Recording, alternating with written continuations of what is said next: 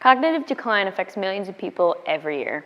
I'm physical therapist Katie Wolfley, and today we're talking about ways to reduce your cognitive decline and exercises that can help. Like our bodies, our brains age over time due to a sedentary lifestyle and lack of stimulation. So there are many exercises, and even the simplest exercises we can do to help upkeep that brain health, as they require a lot of oxygen intake to produce those exercises, and our brains thrive on oxygen for normal brain function. There are lots of different exercises that we can do to increase that oxygen intake to help the brain. Let's talk about a couple that we're pretty familiar with. First one being a squat.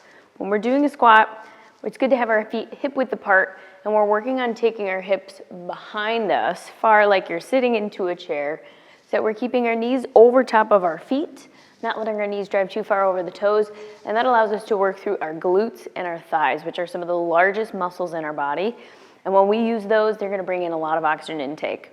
After 15, 20 reps, you're gonna feel that heart rate's increasing, your breathing rate is increasing, and that's great. We want that. We want those muscles to be pulling in the oxygen, feeding it towards our brain. We can do these for 10 to 20 in a set, depending on how that cardiac response is, and then we can work into a lunge. Two different ways is that we might work through our lunges, might be a forward lunge, taking just a little bit bigger step than a normal walking length, and leaning our chest in towards our thigh to work through thighs and our hips. So you feel like you're on a little bit of incline, you're looking over an edge as you do these. You might need to hold on to a countertop, that's absolutely fine, but again, you're working those larger muscle groups in a little bit more full body. It's gonna bring in more oxygen supply. And a third great exercise that we can do is a plank. Now, not all of us can get down to the ground and be fully on the floor, but there are many modifications that we can do to meet your needs. You might start with a plank at a wall, putting your arms at arm's length to the wall and walking your feet back as far as you can while keeping those knees straight to engage the core and the hips. If that's a little too easy for you, you might go to a kitchen countertop. Hands on the countertop, feet hip width apart, and you're just keeping a nice straight line from your head all the way down towards your feet and holding this position for 10 seconds, 20 seconds, 30 seconds. You're working to some fatigue, and then we're gonna work through 5 to 10 reps of that.